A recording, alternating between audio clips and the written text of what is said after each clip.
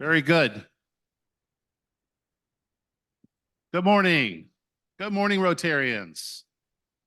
Oh, in the immortal words of our former president and friend Tom Page, who's got it better than we do? Nobody. Nobody. That's right. I'm standing in for Ron Strobel. I think he's off graduating a couple of granddaughters this week. I'm Tom Tobin. Welcome to Liz. May 8th? May 8th, 2024 meeting. Very good. Beautiful day. Let's see, what do we need to do? It's allergy season, folks. Okay, we need to go with the invocation. Kelly, come on up and invocate us, or whoever is. Joe, is it you? No fighting, boys. Oh, no. Good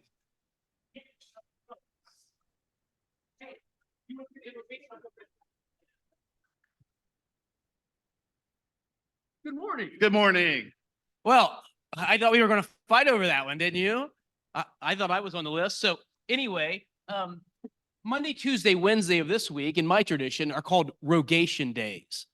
Days in which we remember our need for God's good providence on the land, for crops and at the sea, and also to remember those who work in these areas of providing food and sustenance to us. And so Rogation Days, here's a prayer for this. Let us pray. Almighty God, Lord of heaven and earth, we humbly pray that your gracious providence may give and preserve to our use the harvest of the land and of the seas, and may prosper all who labor to gather them, that we who are constantly receiving good things from your hand may always give you thanks. Amen. Yeah, you got it. And Bill Woldridge, would you help us lead us in the pledge and four-way test? You don't have to come all. Thank you. You can do it from here. Yeah. Thank you, because I'll never get up there, so I have to do it from here. We do the pledge first. I pledge allegiance to the flag of the United States of America and to the republic for which it stands, one nation, under God, indivisible, with liberty and justice for all. And now the four-way test of the things we think, say, and do. Number one, is it true? Number two, is it fair to all concerned? Number three, better friendships. And number four, be beneficial to all concerned. This guy doesn't need any cheat sheets. There we go. All right. And sit then. May I call Terry up to the lectern? You may. Thank you very much. Good morning, Rotarians and guests. Do we have any guests with us today? Good morning. Good to see you here. Before I get started, I want to read, we received a lovely thank you note from one of the students at the high school regarding the scholarship she received. It just says, "Thank you for selecting me as a recipient of the Hudson Rotary Scholarship. I'm honored to be chosen for this award and appreciate the generosity of the Rotary Club. This scholarship will be so helpful as I start college this fall. Sincerely, Sasha Bagnato." I believe it is Bagnato. So I thought that was quite lovely of her to send us that nice card. Okay, so to this week, it's the countdown. We're really in the 11th hour now of the gala. So we have a gala committee meeting. It is Friday. It is early Friday. It's from 9 to 10 because we have the luncheon at the high school on Friday. So this is going to be the last of the weekly meetings because next week then it's going to be set up. So if you have availability and can stop in to help, 9 o'clock, it's going to be at the Hudson Community Foundation boardroom. That's the yellow building up on the green. Okay. The luncheon I'm speaking of is the Service Learning Senior Discussion and Luncheon. And they're just looking for some worldly experience, correct? And some advisement. just, what's it really like when you get out there? So if you can join them, the sign up Genius is very easy to sign up on. All you do is go on the Rotary connection that you receive weekly, and there's a place that says sign up Genius, and you can sign up on there. It starts at 10:40 and runs until 12:15, I believe. So it's a designated time, and you just get to kibitz a little bit with some of the students and see what they're thinking, and they can maybe pick up a few tips from we oldies. Okay. Oldies but goodies. Thank you, Mimi. The foundation board will meet on the 15th. That's next week. So anybody on the foundation board, please be prepared for that. And this month, our donations are going to the Kent Food Pantry. So anything, canned goods, staple products, powdered milk, as we discussed before, cleaning agents, things of that nature that they can put on their shelves for the folks out there. They're in great need. Okay. All right. Mr. Basil, do we have a speaker? Oh, okay. Here you go. Thank you, President Terry. And good morning, fellow Rotarians and guests. Today, we are privileged to have a representative from the Office of Summit County Prosecutor Elliot Kolkovich. Mickey Valdez has been with the Summit County Prosecutor's Office since November of 2019. Her current role is primarily to provide education on the Start by Believing campaign and assist the prosecution team of the Akron Sexual Assault KIT initiative. She works for the community outreach section of the prosecutor's office.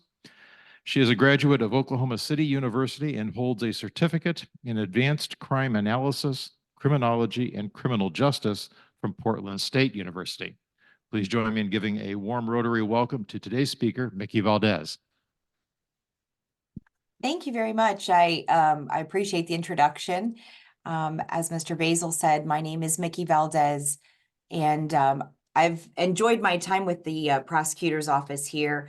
While the majority of my work has centered around sexual assault and educating the community about the realities of sexual assault, my role has kind of expanded into just general outreach, and I love the opportunity to get out into the general population just to speak about everything that our office does, which is why I'm here today. And Prosecutor Kolkovich did not have the opportunity to meet with you, as he had two other engagements back to back this morning, bright and early. So unfortunately, he didn't have the opportunity to meet with you guys. So thank you again for allowing me to step in to speak on his behalf.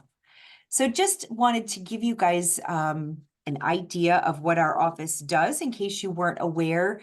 The prosecutor's office for Summit County handles approximately 4,000 cases every year. And unfortunately, those numbers do seem to increase yearly. We handle everything from low-level felony cases like drug cases, all the way up to the worst of the worst, like murder, rape, kidnapping. You name it, we see it. Our office has 4 different divisions.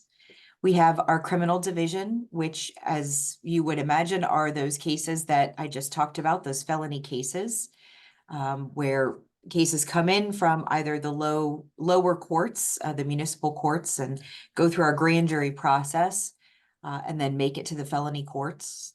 We also have our civil division. We have our juvenile court division, which has the juvenile court on Dan Street in Akron.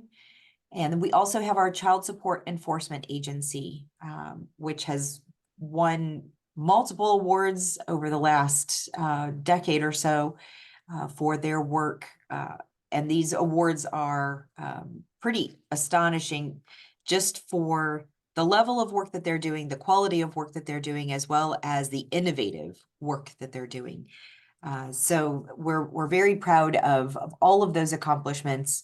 But today I'm hoping to provide you not just some information about some of the programs that we have, but also we like to, when we are able to go out and speak to groups like the Rotarians, we like to provide our citizens with some information about how to help prevent being victims of crime.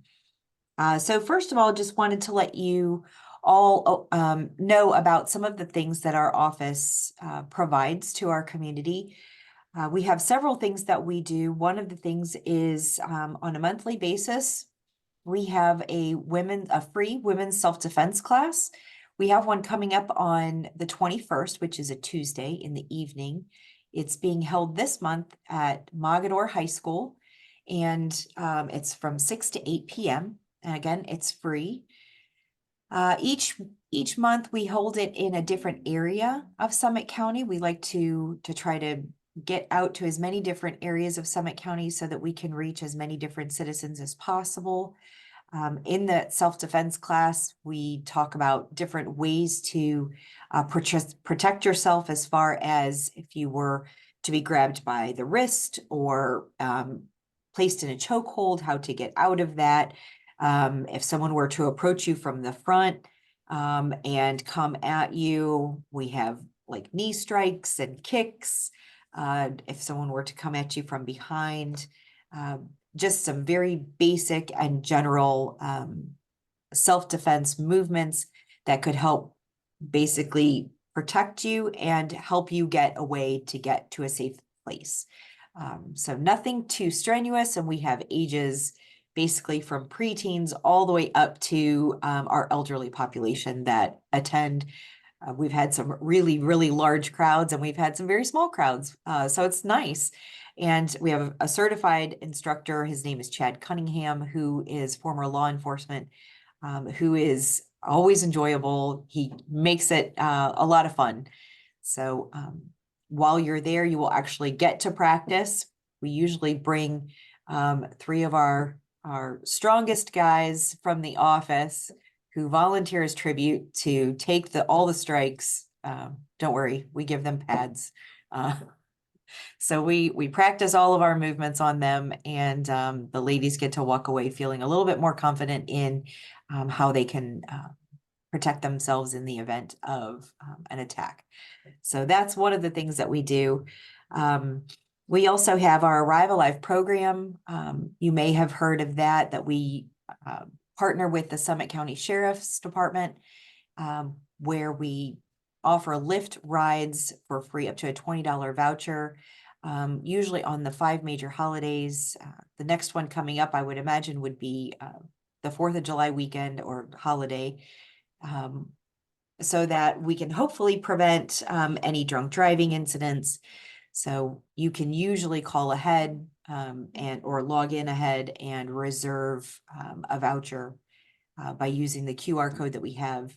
So that's another program that we have that we're very proud of.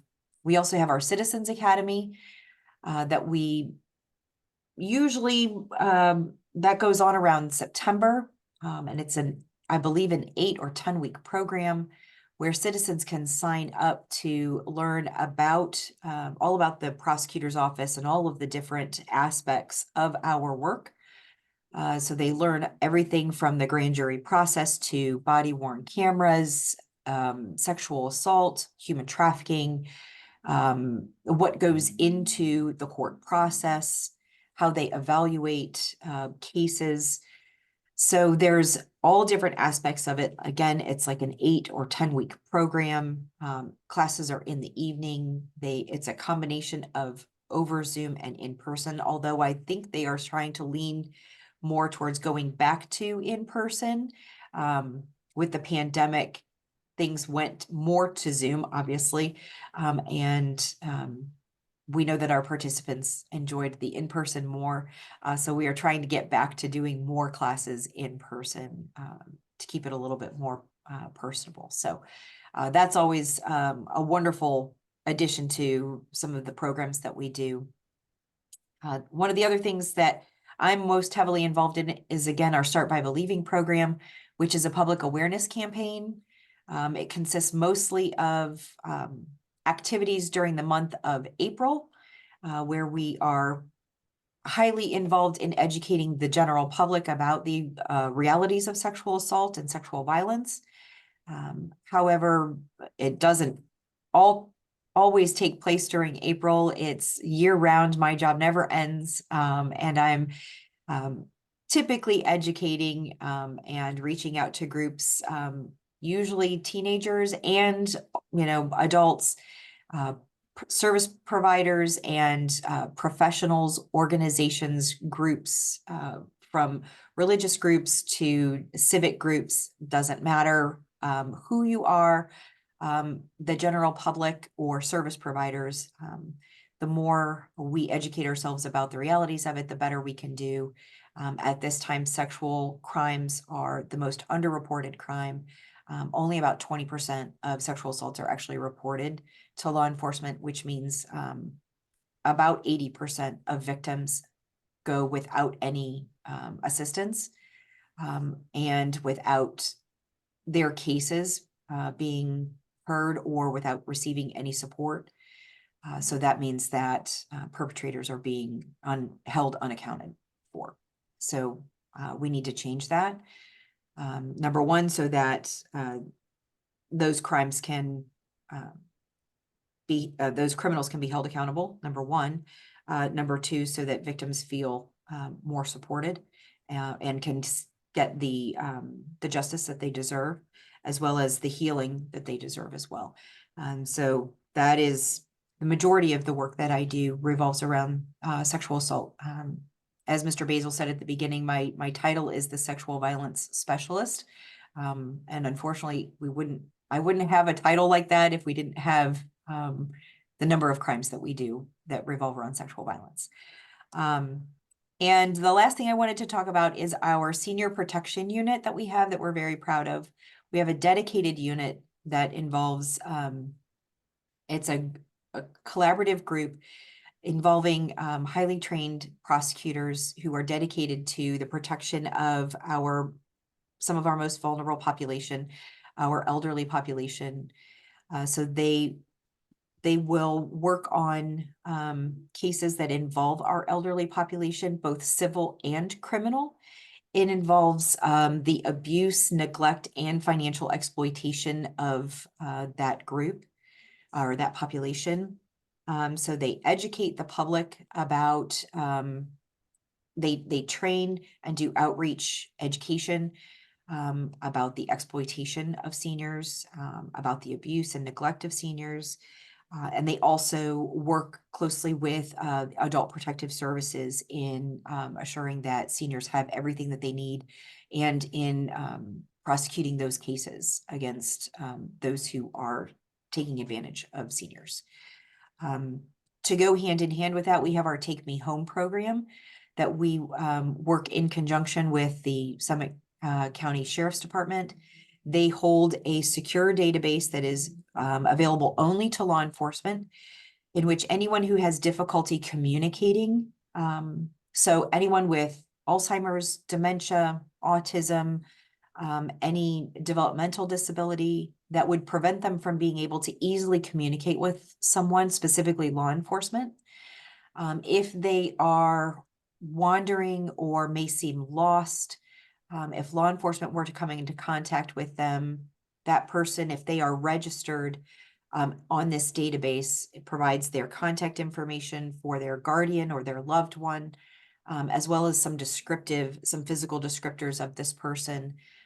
It allows law enforcement to look them up on the database and then get them reconnected with their loved one or their guardian. So it's a very useful tool for law enforcement, as well as loved ones and caregivers of those who have that trouble communicating, to assure that they can get back home safely. So those are some of the programs that we have. Does anyone have any questions that I can answer based on some of those programs that I've just rattled off?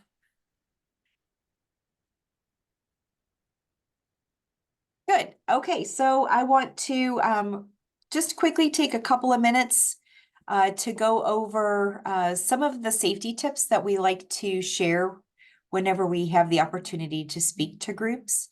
Unfortunately, because of the last minute notice on the presentation, you guys don't have the luxury of getting all of our goodies that we like to bring with us.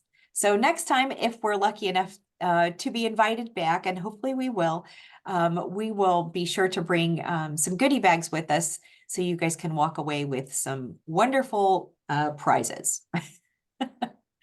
We always like to give away some goodies with us. So one of the main things that we like to stress when we talk to groups is the fact that when we speak to organizations and our citizens, we have these conversations not to scare anyone or to make you paranoid, but hopefully just to make you aware of the unfortunate things that are happening out there, so that you are more aware and are more prepared.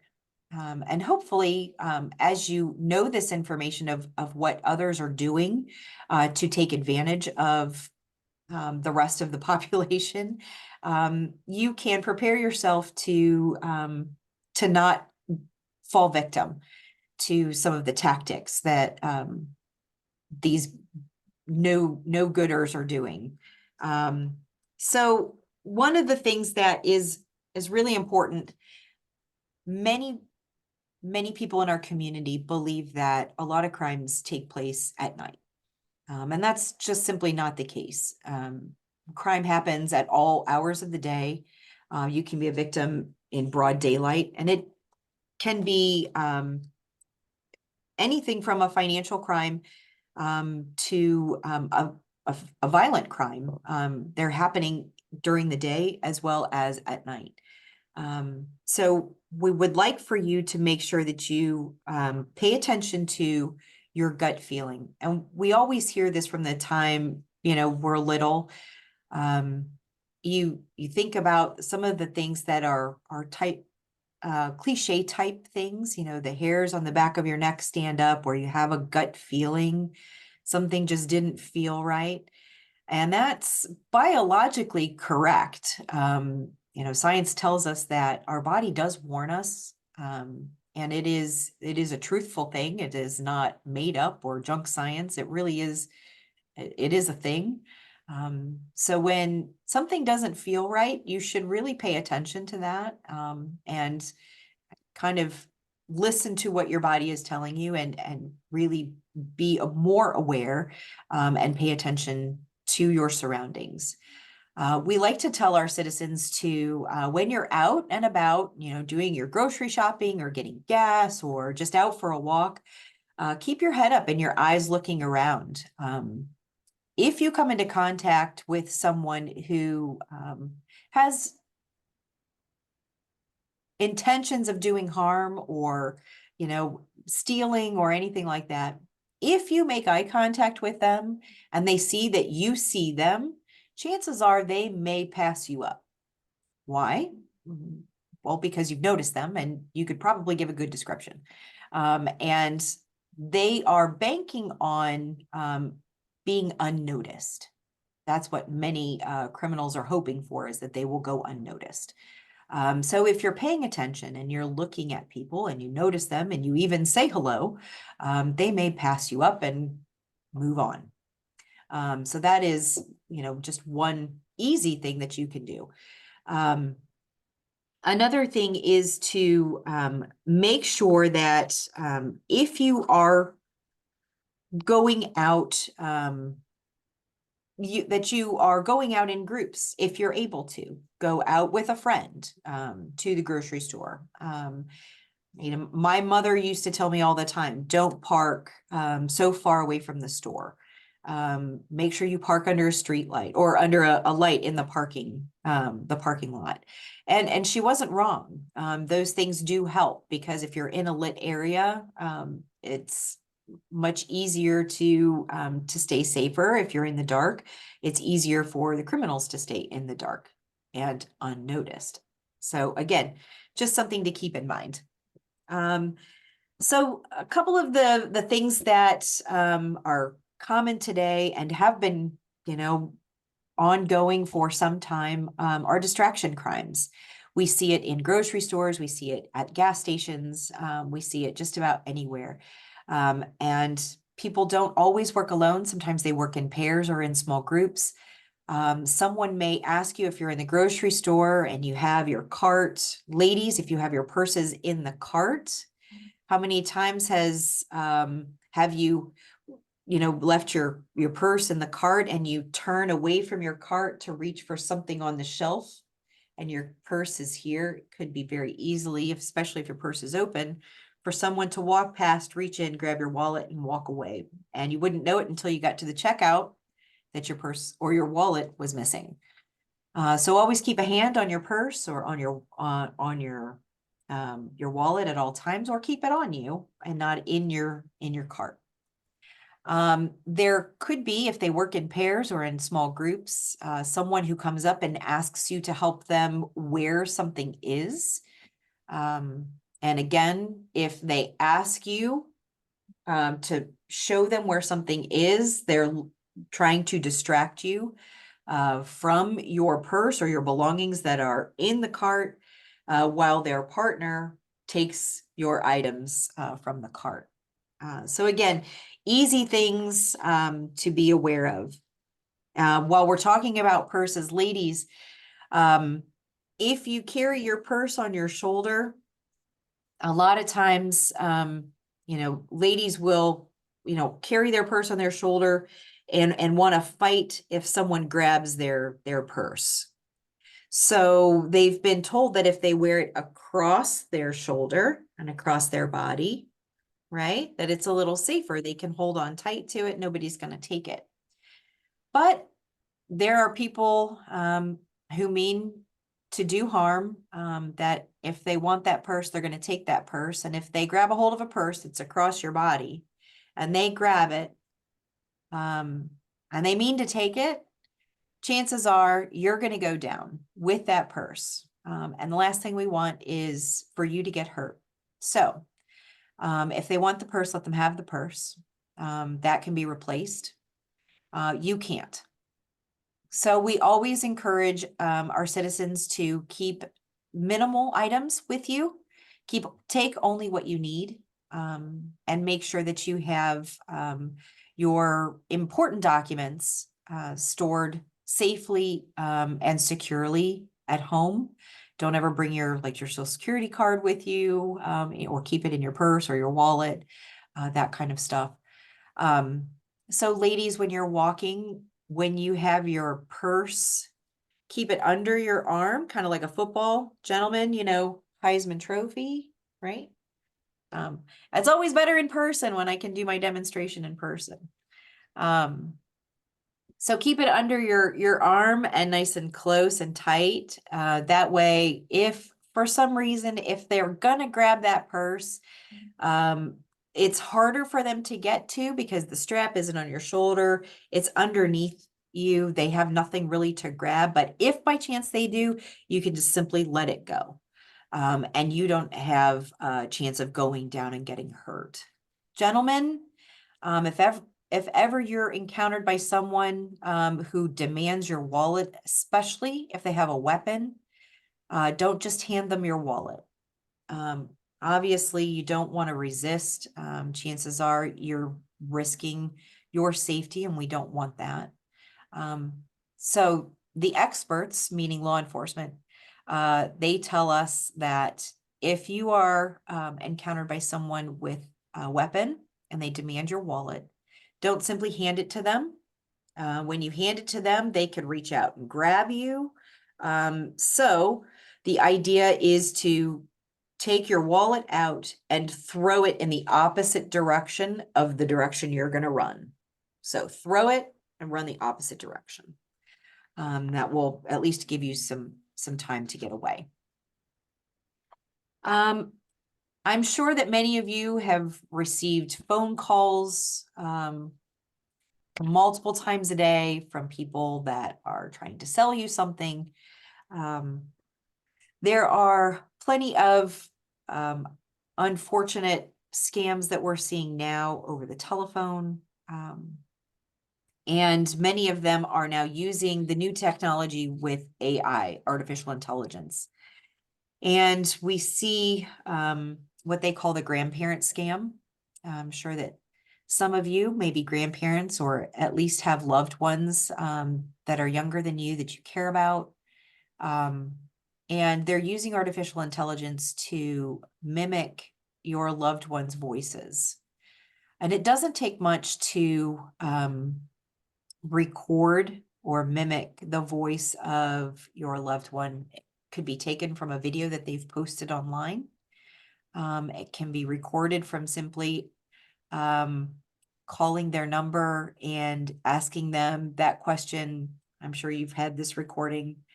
When you answer the phone, hello, and they say, can you hear me? And you say, yes, that can be recorded and used for multiple things. The recording of you saying yes can be used as an affirmation for just about anything, including affirmation for any financial crimes, agreeing to some loan, agreeing to a new program for your utilities or anything like that. So if you receive a phone call where they're asking you, and it would normally require you to affirm something, do not answer those robotic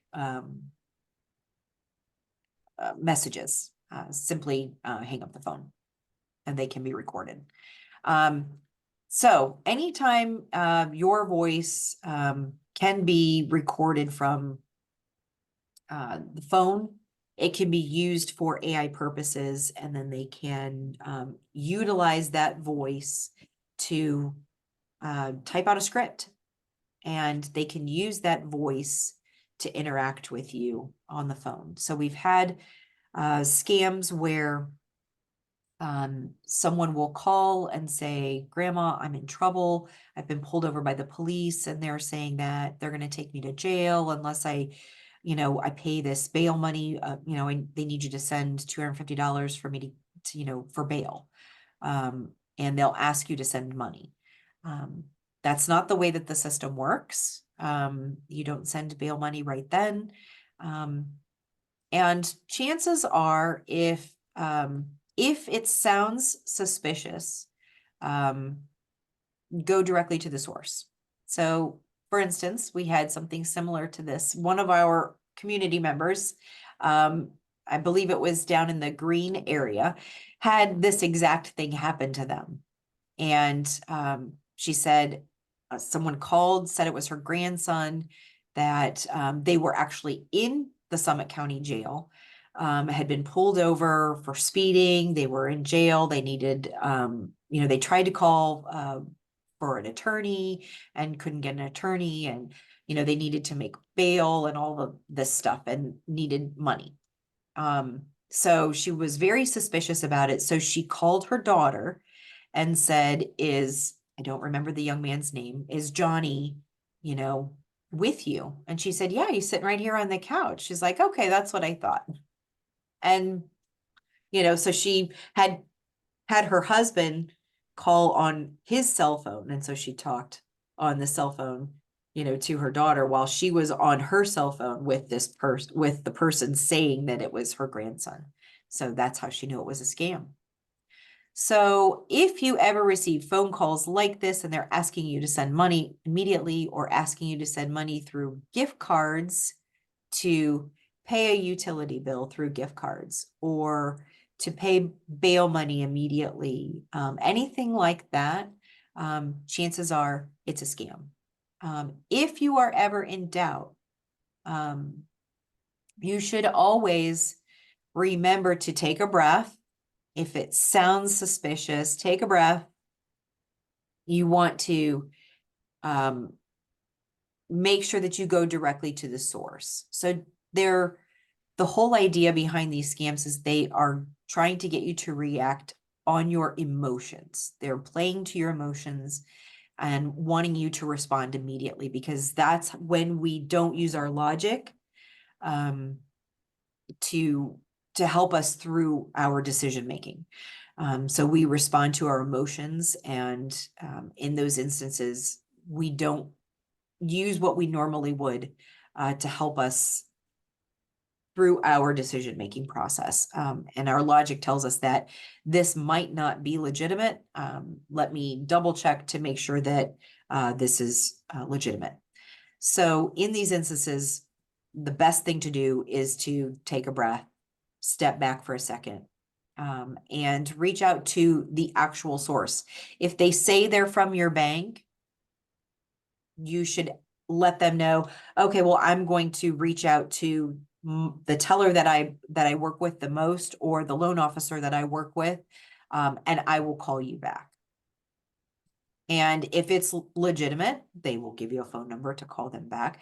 But keep in mind that the phone number that they give you may not be a real phone number. So when you're trying to check on whether or not this is real, you call the phone number that you know is for your bank. So if, let's say, you bank at Huntington, and someone has called you from the bank, let's say, they say that they're from Huntington, and then, there's something wrong with your bank account. But they need you to verify your account, and they need you to give your social security number.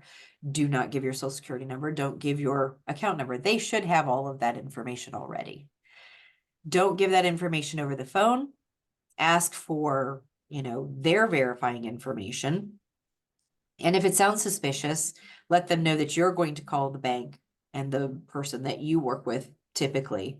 Hang up the phone, reach out to the person that you know from the number that you have for Huntington, and find out if there's anything wrong with your account. Most times they're going to tell you, no, there's nothing wrong with your account. Don't reach out to the phone number or call the phone number that the scammer has provided you. Your bank is going to let you know right away that they will not ask for your PIN number. They don't ever do that. That is one of the main things that they will tell you right away. So another thing that we see is how many of you have received emails or text messages that say there's something wrong with your account, click on this link to verify so that we can make sure that, your account isn't shut down.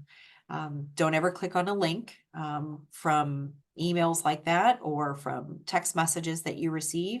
Sometimes it's from Amazon. Your package is en route. To verify that it's going to be delivered to the correct address, click on this link. Those are all scams, and chances are those links contain malware that can attach themselves to either your phone or your computer that will steal information that are on your devices, including your pictures, whatever financial information, passwords, all of that are saved to your devices. One of the other things that we are finding is that it can also contain software that turns on your microphone as well as your camera at will. So they can turn those things on whenever they want to record and take pictures, which is also very scary, especially if those devices belong to younger citizens. So those are just a couple of things to keep in mind. We also see things like jury duty scams. So people will receive messages or letters in the mail that say you've missed jury duty, or even get phone calls that say you've missed your jury duty if you don't, or you're going to be assessed a fine, you have to send this fine in, or if you don't send the fine in, you'll be arrested. We actually had our former sheriff, before Sheriff Fothery, he actually was nearly a victim of this jury duty scam. He received this phone call and they told him that he'd missed his jury duty and that if he didn't pay his fine, he was going to be arrested. And he said, really?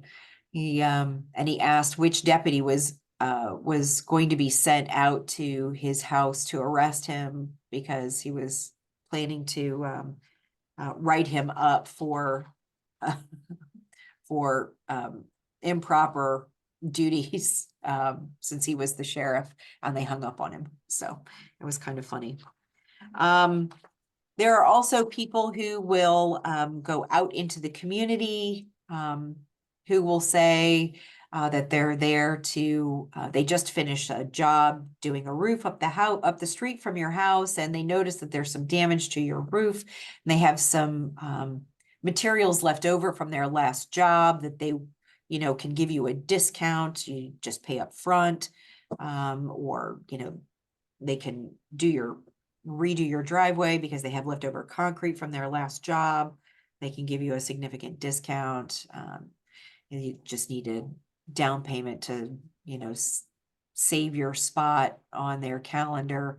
All different ways that people will try to take advantage of our community members. And it's unfortunate.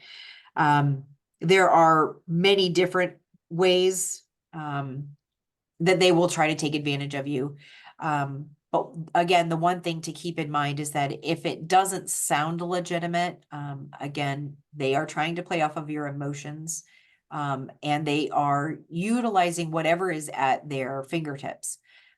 So we now have, again, the artificial intelligence AI that is helping them, all of the technology that's at their fingertips. So with cell phones and computers, website links and all of that, if you're not expecting packages, then whatever information you're getting from them is probably a scam. If you're getting phone calls or emails or letters that's saying there is an issue with an account, or anything of that nature, reach out directly to the company that you work with, from the contact information that you have, that you are familiar with. Don't reach out to any phone numbers that they send you, or websites that they send you, because chances are they are connected to illegitimate businesses or websites that will mean nothing but harm. So those are the best pieces of advice that we can provide. And the last thing that I wanted to leave you with is there are still people who are out there that are looking to break into homes.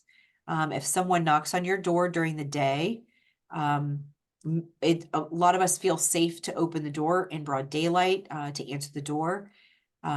As opposed to if someone were to knock on our door at 11 o'clock at night, we don't answer the door. So if it's 11 o'clock in the day, and someone knocks on your door, it's okay to answer the door through the door. So you can ask who it is before you open the door. Don't simply open the door, but don't ignore it. Because if you don't answer the door and you just let them knock and think that no one is there, you don't want to let them have the impression that no one is home if they mean to break into your home and you're there. So don't leave them with the impression that the home is empty, in case they intend to break in. So let them know that someone is home, and that you just don't open the door to strangers. So you can answer the door through the door, and if you don't intend or know who they are, and you don't intend to do business with them, just let them know that you're not interested. So at this time, I'll just ask if anyone has any questions, or if I didn't make anything clear, I'll try to clarify any of the points that I've made. I do have a question. Sure. This may not be something the office does, but I'm associated with Temple in town, and we were looking at our policies and realized in terms of policies regarding harassment or policies for those who are working in our Sunday school, I think they were written a long time ago. We need to update those. And I Okay. didn't know if your office has, any recommended policies that organizations could use or training that would be offered for those who work with kids. We actually have, at this time, is there a school that's associated with? Yeah, we have a Sunday school. So it's small, but we have 3 people on staff for that. Okay. It's not, that's something that I would want to talk to Prosecutor Kolkovich, but there is actually codified law that requires schools. Now, this would be like public schools and things like that, that require schools to undergo training for things like child abuse and sexual abuse. It's called Aaron's Law. So there are things like that that are required of schools to undergo. However, there are other things within that law that schools should adhere to as far as certain types of trainings. As far as policies for harassment, are you speaking about harassment from adults to children or within the So parents? our number one concern is our adults to children, but we want to make sure that it's inclusive of various types of harassment that could take place. But we were Okay. thinking something that also might be instructive of, do not be alone with a child unless you have permission from the parent or something of that sort. Okay. Right. So that in my mind, and again, I'm not an attorney, but in my mind, that does kind of fall in line with the Aaron's Law, because that follows a lot of what we are required to advise as far as or educate about for sexual abuse. And that is one of the main things that they do as far as with schools is not having adults alone with children. I would definitely want to speak to Prosecutor Kolkovich.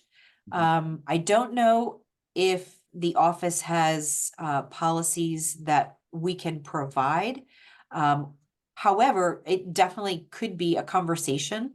I would think that our office could sit down with the school to see what concerns there might be and what guidance we might be able to provide as far as, you may want to look at this to help you develop your policies, if that helps. Thank you very much. We have another question here. And we could certainly provide that Aaron's Law training. It's about an hour long, and we can provide that to the staff as well as the parents too, I believe. Yeah, many organizations have policies. For example, Rotary does. If we're going to be working one-on-one, we have to be specially trained. But that's an organizational commitment. My question had to do with Ohio finally getting around to dealing with the issue of spousal abuse and the rape of marital rape. And Yeah. I'm curious about how that's being addressed in the, if it's gotten to the implementation phase yet or not. Because in my dark past, I was a social worker and I encountered people who had suffered that problem and they had nowhere to go. So and it's not uncommon apparently.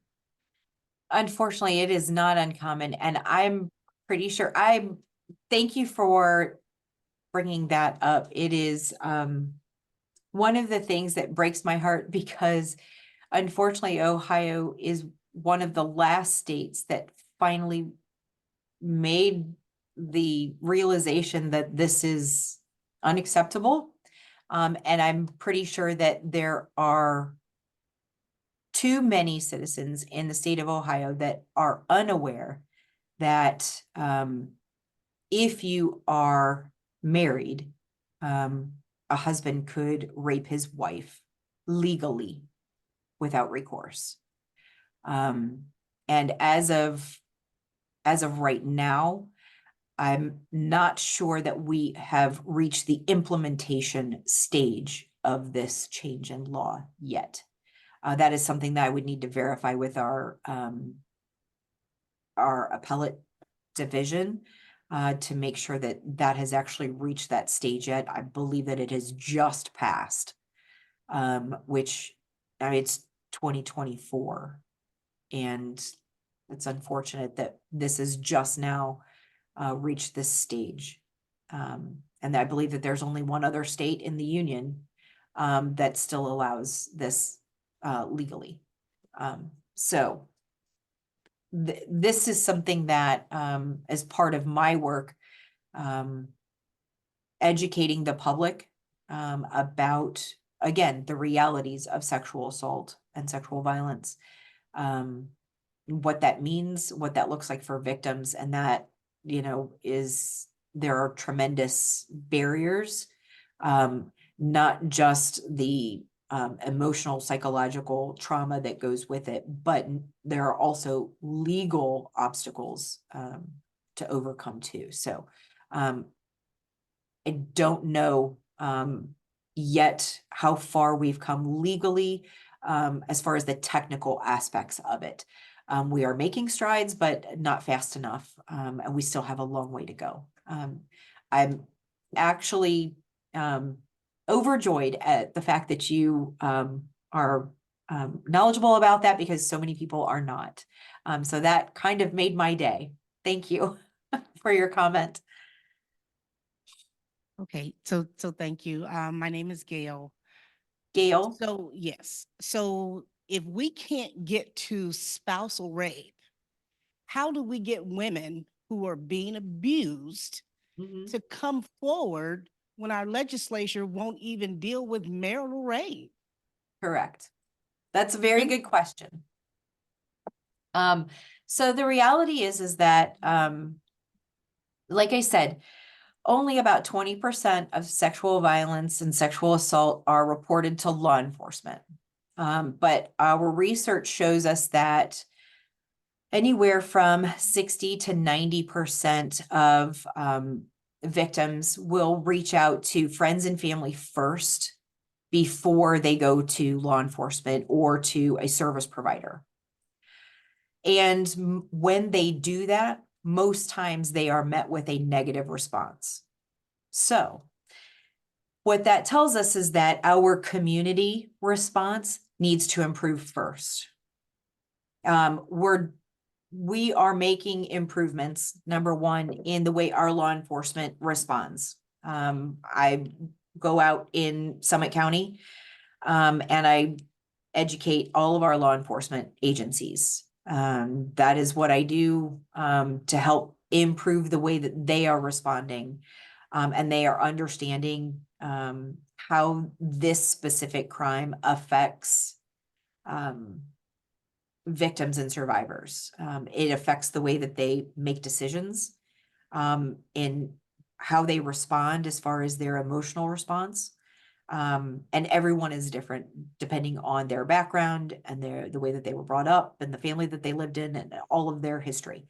But if we have a person, whether it's a male or a female, young or old, it doesn't matter, who is sexually assaulted, and the first person that they go to, a person that they feel that they can trust, if they go to this person and they say, "This is what happened to me," and that person says to them in a well-meaning way, "Why didn't you call me?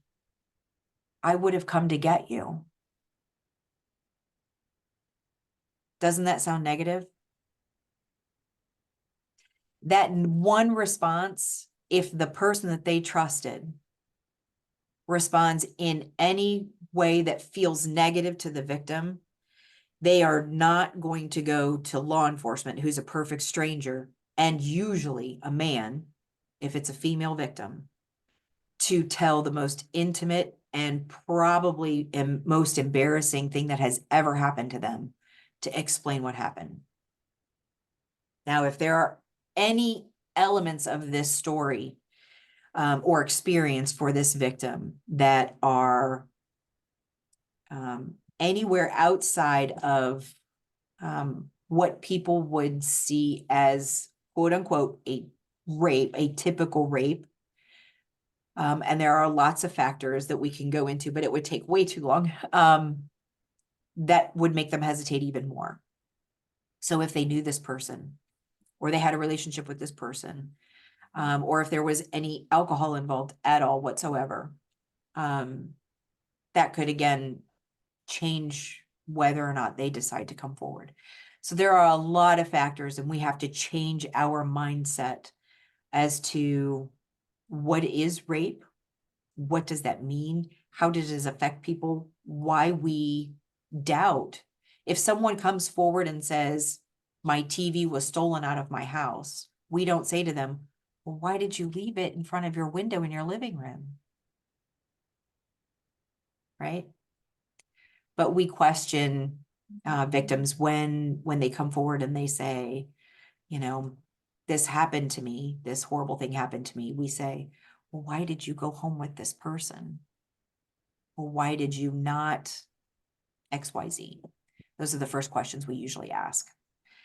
So there are a lot of reasons that victims don't come forward, and there are a lot of things that we as a society and we as a community need to do differently and need to change our mindset and our thinking and our responses to support victims and survivors so that we can build a more supportive community so that they can feel more confident to go forward to law enforcement so that they can report.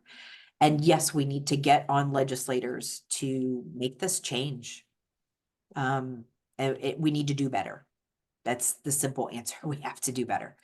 And it's going to take a lot of work, but I'm up for the challenge. Well, and we appreciate that. Thank you. Thank you very much, Ms. Valdez. I appreciate that. I'm willing to talk to any groups that, or even just general citizens who want to come together to learn more so that we can all, as a community, do better for our fellow community members. So if you have a group that you think would be interested in learning more, please reach out to me. I'm more than happy to set something up. Thank you. Thank you again. Very informative, and we appreciate all that you folks do down there. We really appreciate it. Thank you. I thank you know that very much. Prosecutor Kolkovich would love to come meet you in person. So if you ever have another opening and would like to have him come down, please let us know. Thank you. Thank you very much. Okay. Okay, another great speaker. We get some of the best. Okay, Rotabuck time. We have $10 today in the Rotabuck, and then our jackpot is $228 today and growing. You want to grab a ticket for us, Tom? Oh, okay. See, we have 614-308. Somebody said wrong number, and I'm like, oh, really? Oh, Mr. Sogan, coach wins the day.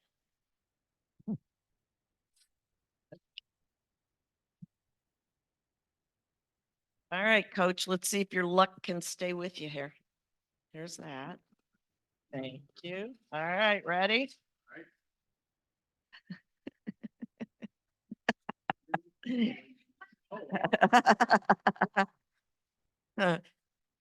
Oh, Not today. Thank you. You forgot to blow on that lucky hand. I always, before you roll the die. Okay.